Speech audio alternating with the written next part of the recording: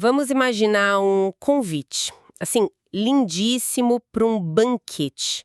A pessoa escolhe a melhor roupa, cria toda aquela expectativa gigante. Mas, ao atravessar a porta do salão, nota algo meio estranho. Uhum. As coisas não se encaixam direito. Exato. As cadeiras têm um formato que simplesmente não suporta o corpo humano padrão. Tipo, os talheres são tão pesados que não dá nem para levantar, ou são desenhados de um jeito impossível de segurar. A comida está servida em pratos que estão, sei lá, fixados no teto. Nossa, é um pesadelo logístico. Total. A porta estava aberta, o convite tinha nome e sobrenome, mas aquele ambiente, de fato, não foi criado para que qualquer pessoa pudesse existir e participar ali dentro. A gente costuma pensar que abrir a porta é a mesma coisa que dar as boas-vindas, né? Mas a realidade física do lugar conta uma história completamente diferente. Essa imagem ilustra perfeitamente uma falha de design estrutural. E, é a tradução exata do que acontece todos os dias com milhares de estudantes nas escolas brasileiras.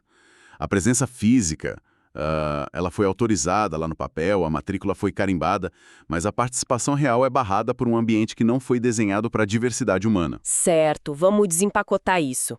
Na nossa imersão de hoje, a gente vai dar um mergulho profundo na realidade e também nos levantamentos que mapeiam o lento caminhar da educação inclusiva no Brasil. A missão principal aqui é olhar para esse abismo enorme que existe entre o ato burocrático de colocar um aluno com deficiência para dentro do muro da escola e o ato pedagógico de verdadeiramente incluí-lo. É entender a diferença vital entre estar presente e participar.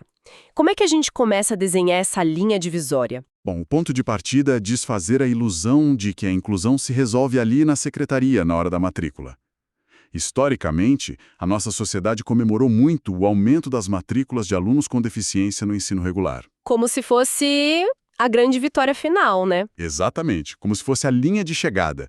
Mas o desafio real começa no exato instante em que a porta da sala de aula se fecha e o professor fica sozinho ali com 30, 40 alunos. É muita gente. Demais, e os dados mostram que o investimento público em infraestrutura e naqueles recursos de apoio ainda engatinha. Sem materiais pedagógicos adaptados, sem uma tecnologia assistiva básica e sem os profissionais de apoio, o aluno senta na carteira, mas ele fica orbitando à margem da aprendizagem, sabe? Ele está ali, mas não está participando. Isso. Ele respira o mesmo ar dos colegas, mas não consome o mesmo conteúdo de forma alguma. Nossa, e eu sempre imaginei que o maior gargalo fosse a verba para a estrutura física mesmo. Elevadores, rampas e tal. Mas olhando para os dados do INEP que a gente separou, o gargalo parece ser muito, mas muito mais humano. Com certeza. Tem uma parcela imensa de professores da educação básica que afirma assim abertamente não se sentir preparada para atuar com esses alunos. Lendo isso, a minha primeira reação foi tentar entender o desespero desse profissional. É quase como pegar um desenvolvedor de software, sabe? Alguém que passou a vida inteira programando para um único sistema operacional. Digamos só para Windows. Só para Windows. E de repente a chefia entrega um computador e diz: a partir de hoje o seu código tem que rodar simultaneamente em Windows, Mac, Linux e no sistema completamente novo que a gente acabou de inventar. Sem nenhum aviso prévio. Zero aviso prévio. E não haverá acesso ao código-fonte desses outros sistemas, nem tempo extra para você estudar como eles funcionam. O prazo é amanhã. Caramba, é a receita para o caos. O fluxo de trabalho dessa pessoa simplesmente entra em colapso, né? O ambiente, a demanda e a capacidade de entrega simplesmente não batem. O que é fascinante aqui é que essa analogia do desenvolvedor, ela toca exatamente no nervo do problema. Porque o professor, assim como o programador nesse cenário aí, ele está sendo cobrado por uma arquitetura que ele nunca aprendeu a construir. É uma cobrança meio injusta até. Sim.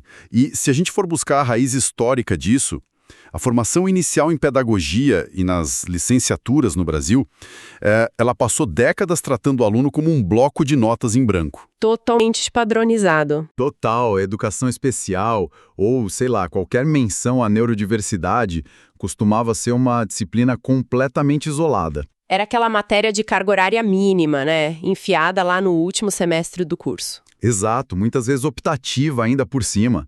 Então o professor aprende a planejar uma aula para um aluno idealizado, um aluno que processa a informação de um jeito único e previsível. Aí quando ele se depara com a sala de aula real, que é múltipla, é caótica, super diversa, a ferramenta que ele tem na mão simplesmente não serve. E aí a frustração é inevitável para todo mundo. Mas se a base lá na faculdade já tem todas essas rachaduras, o que mais no ecossistema da escola piora essa situação toda? Porque a gente sabe que um excelente profissional, mesmo quando ele é mal formado no início, ele pode se adaptar se tiver o suporte correto, né? Mas a lista de barreiras listadas nas nossas fontes vai, assim, muito além do diploma. Vai muito além. Ela vai para o concreto e para o invisível também.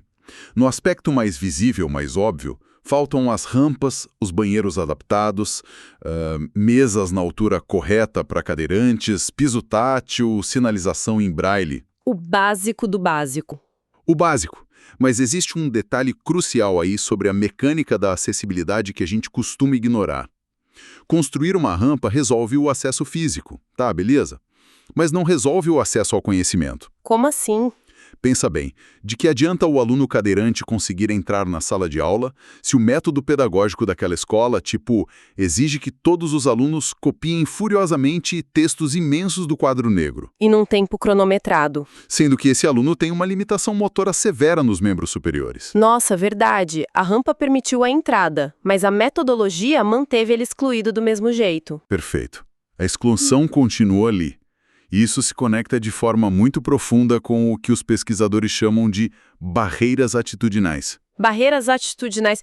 Isso me soa como uma expectativa rebaixada ou até um preconceito mais velado, sabe? É exatamente a expectativa rebaixada na sua forma mais cruel possível. A barreira atitudinal é aquela crença silenciosa, sabe? De que aquele aluno simplesmente não dá conta. E de onde vem isso? Vem de todos os lados. Vem das famílias, que às vezes superprotegem e acabam limitando. Vem da comunidade e, claro, de parte dos profissionais da escola também. Quando a gestão escolar olha para uma criança com síndrome de Down ou autismo e conclui algo tipo, se ele pelo menos não atrapalhar e der para socializar, já está ótimo. O sarrafo do aprendizado cai para zero. Cai para zero na hora. A instituição meio que desiste de ensinar antes mesmo de tentar o primeiro exercício, entende? E derrubar essa mentalidade costuma ser infinitamente mais complexo do que, licitar uma obra de cimento.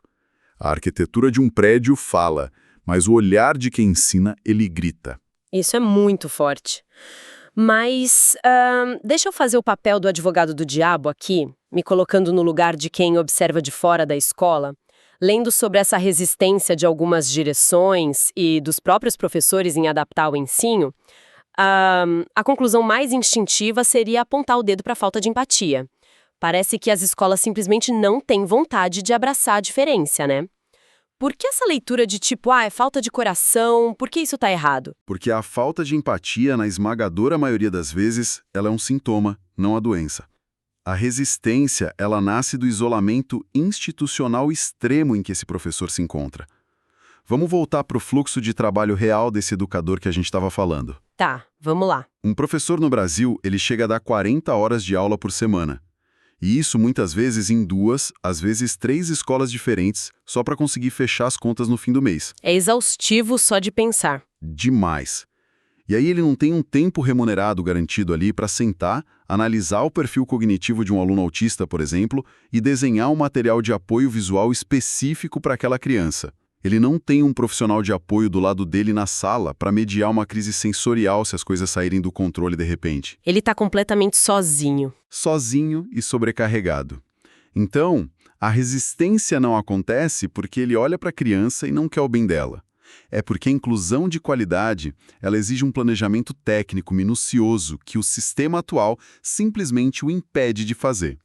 O professor acaba enxergando a inclusão como um fardo, porque as condições estruturais transformaram isso num fardo exclusivo dele, e sem fornecer as ferramentas. A conta não fecha, e a culpa é empurrada lá para a ponta da linha, para o professor.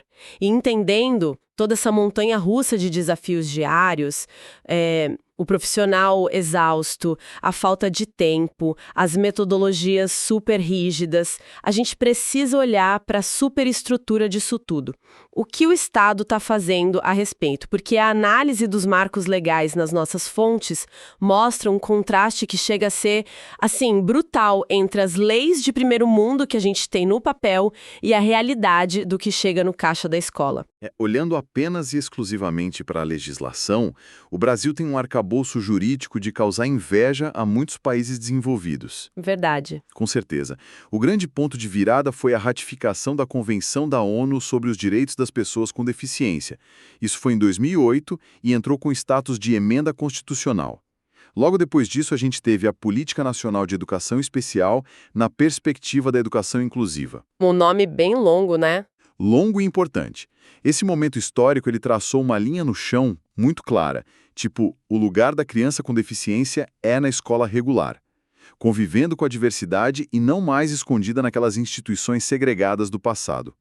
E para que isso não fosse só uma mudança de endereço, instituiu-se o atendimento educacional especializado, o AEE, como um direito fundamental. Trazendo o foco do Ministério da Educação para a urgência da formação continuada também. Isso mesmo. E o movimento não parou por aí, né? Alguns anos depois, a gente teve o Estatuto da Pessoa com Deficiência. A famosa Lei Brasileira de Inclusão, a LBI, que foi sancionada lá em 2015. E, nossa, a LBI foi meio que a engrenagem que amarrou as pontas soltas.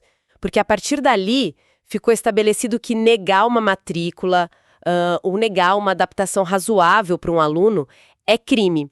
E crime de discriminação, punível com prisão. Exatamente, deixou de ser um mero debate pedagógico interno ali da sala dos professores e virou uma infração criminal grave. O que muda o peso das coisas.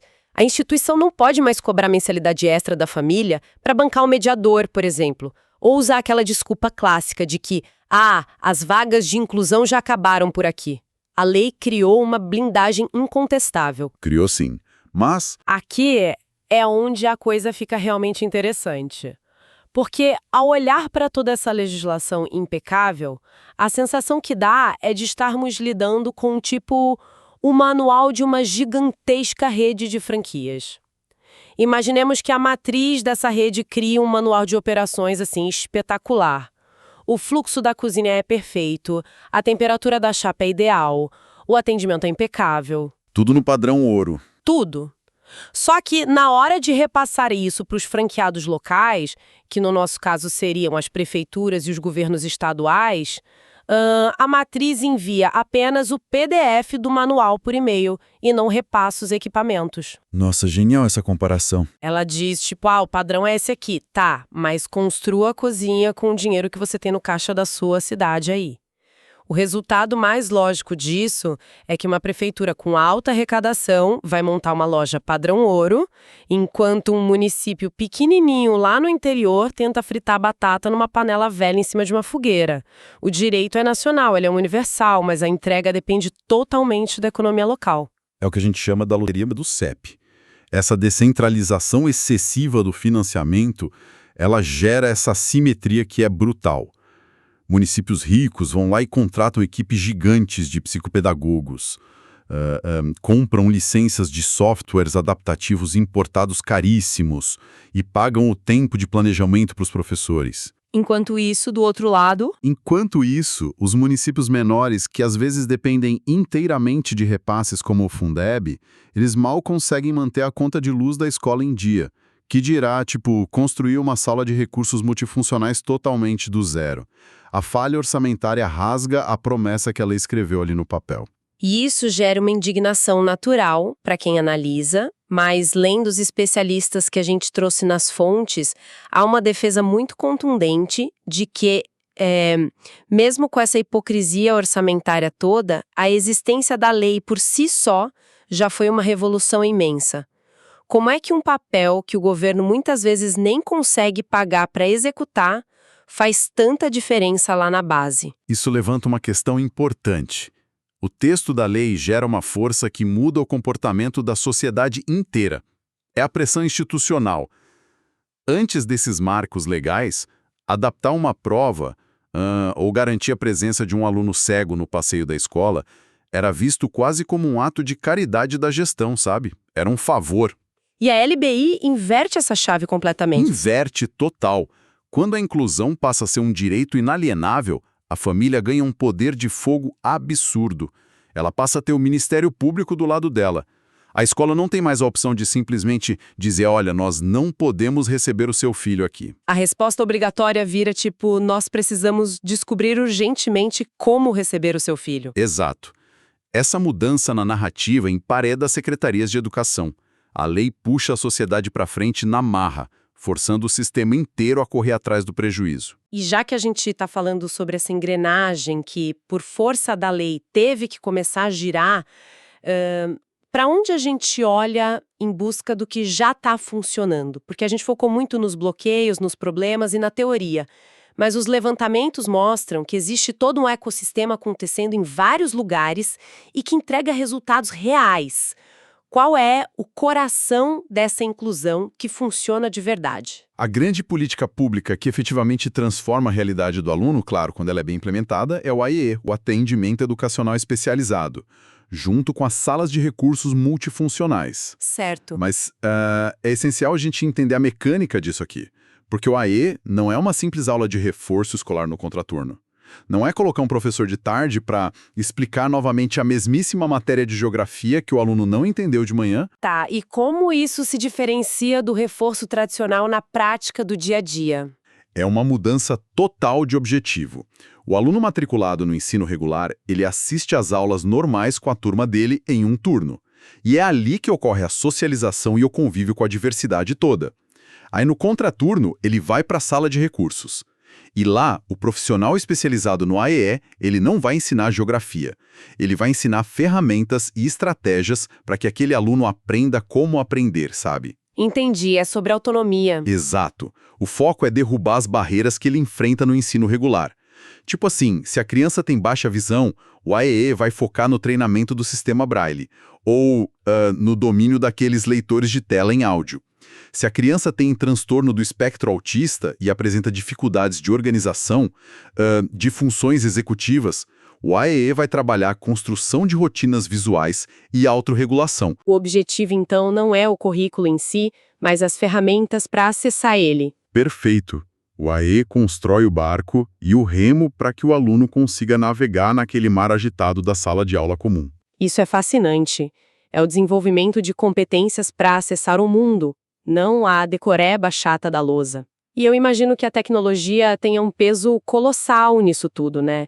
Os levantamentos que a gente revisou listam sistemas que parecem de ficção científica, softwares de comunicação aumentativa, plataformas adaptativas. Como é que isso altera o jogo na prática escolar? A tecnologia assistiva rompe barreiras que antes pareciam ser completamente intransponíveis. O exemplo mais claro é o da comunicação aumentativa e alternativa de alta tecnologia. Aqueles rastreadores oculares, sabe? Sim, sim. Imagina um aluno que não tem nenhum controle motor e não emite fala oralizada por causa de uma paralisia cerebral grave. Algumas décadas atrás, esse aluno estaria isolado cognitivamente. Preso no próprio corpo, sem poder expressar o que ele sabe. Exato. Hoje, com um monitor acoplado à cadeira de rodas e uma câmera super calibrada para ler o movimento da pupila dele, ele pode simplesmente focar o olhar em ícones na tela e construir frases complexas mentalmente. Aí o software vai lá, sintetiza a voz e fala por ele. Ele consegue participar do debate na aula de história apenas com o movimento dos olhos. O impacto disso na autonomia de um ser humano é algo indescritível. É revolucionário mesmo. Mas aí entra uma bandeira vermelha gigante, né? Conhecendo o histórico de compras públicas no nosso país, a gente já viu incontáveis programas onde os governos estaduais vão lá e compram laboratórios de informática maravilhosos que, sei lá, 2 anos depois estão trancados na escola, acumulando poeira e sendo comidos por traças. Entregar um equipamento de última geração que rastreia os olhos não resolve absolutamente nada sozinho, certo? E essa é a preocupação central que permeia todas as análises das nossas fontes. A tecnologia, ela é uma ponte, mas toda ponte precisa de um engenheiro. Um software super avançado de comunicação, ele não alfabetiza ninguém sozinho. Exatamente. Se o Estado gasta milhões na licitação dos equipamentos, mas não treina o professor para saber o tempo que aquele aluno leva para formular a frase na tela, ou se a escola não tem internet boa, um técnico de informática para atualizar os sistemas, olha, aquele tablet caríssimo vira apenas um peso de papel na mesa da direção. O equipamento precisa obrigatoriamente de uma mediação pedagógica qualificada. E aí que a gente retorna lá para o nosso ponto de partida, a formação e o fluxo de trabalho do educador. Para que as soluções não fiquem apenas nessa promessa tecnológica vazia, o que mais os especialistas dizem que precisa ser injetado na base. A neurociência aparece com muito destaque nas propostas de mudança, né? Como é que isso entra na equação da escola pública? Se a gente conectar isso ao panorama geral, a neurociência da aprendizagem é o grande pilar que as licenciaturas precisam abraçar, assim, com urgência. A ideia é que o professor pare de agir só por intuição e comece a entender os mecanismos biológicos do cérebro. Dá um exemplo prático disso. Claro. Por exemplo, se o educador compreende cientificamente que o cérebro de um aluno com TDAH tem diferenças reais na regulação da dopamina ali no córtex pré-frontal, ele entende o porquê daquele aluno não conseguir ficar sentado quietinho por 40 minutos seguidos. Não é uma afronta pessoal ao professor. Exato. Não é indisciplina, não é desobediência, é neurobiologia pura. E entendendo isso, o professor muda a tática. Ele desenha atividades que têm quebras motoras e recompensas imediatas.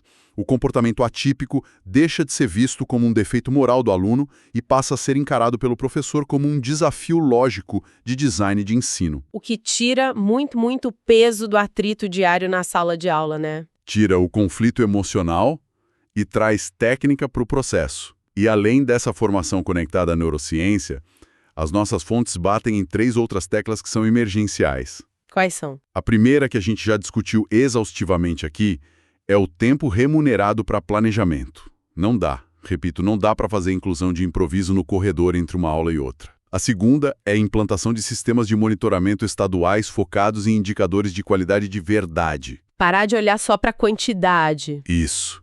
As redes precisam parar de comemorar que matricularam 1000 crianças com deficiência e começar a medir e responder a coisas do tipo essas 1000 crianças estão aprendendo a ler? O AEE está de fato acontecendo lá na ponta? E a terceira necessidade, que é vital, é o trabalho com o ecossistema familiar. Essa parte é delicada, né? Porque envolve o entorno inteiro da escola. Muito. Mas não existe inclusão se os pais das crianças neurotípicas ficam pressionando a escola, porque na cabeça deles acham que o aluno autista vai, entre aspas, atrasar o rendimento geral da turma. O trabalho de quebrar barreiras atitudinais precisa acontecer no bairro inteiro, nas reuniões de pais e não só na sala dos professores. Então, o que tudo isso significa pra gente, independente da nossa profissão ou de termos filhos ou não. Fazendo um grande apanhado das nossas fontes hoje, o quadro atual é de um país que construi uma arquitetura legal invejável, lindíssima no papel, mas cuja execução caminha a passos de tartaruga, esbarrando o tempo todo na falta crônica de preparo e na desigualdade de caixa das prefeituras. E a grande lição de casa que fica é sobre o porquê de prestarmos atenção nisso. Essencial entender o porquê. A inclusão educacional não é uma bandeira que pertence apenas aos ativistas, né? Ela é o laboratório central de qualquer sociedade funcional. Garantir o desenvolvimento de todas as crianças, independente de quão atípicas elas sejam, na forma de processar estímulos ou se comunicar, é o cumprimento prático e inegociável de um direito humano básico. E direitos exigem orçamento, profissionais valorizados de verdade e estratégias baseadas em ciência, não apenas discursos cheios de boas intenções e caridade em eventos de fim de ano escolar. Essa visão da escola como um laboratório social é o lugar perfeito para a gente plantar uma reflexão final que aprofunda ainda mais tudo que a gente debateu aqui hoje. Manda ver. Vamos imaginar as escolas como protótipos de cidades em miniatura. O que a lentidão na inclusão escolar e o isolamento crônico dessas crianças estão dizendo sobre nós mesmos? Fica o questionamento para amadurecermos em casa. Qual é o futuro de uma sociedade inteira de adultos que se formaram num sistema onde nunca foram obrigados a conviver, dividir tarefas ou buscar soluções conjuntas com pessoas que vivem e compreendem o mundo de uma forma completamente diferente da sua. É uma pergunta pesada. Muito. Se o engenheiro, o líder político e o empresário de amanhã cresceram isolados dessa diversidade toda, não corremos o risco de continuarmos criando um mundo desenhado geração após geração apenas por espelhos? Um mundo projetado para refletir somente um único tipo de ser humano. É um pensamento que evidencia que a conta dessa exclusão invisível, ela vai chegar para todo mundo no longo prazo, não tem jeito.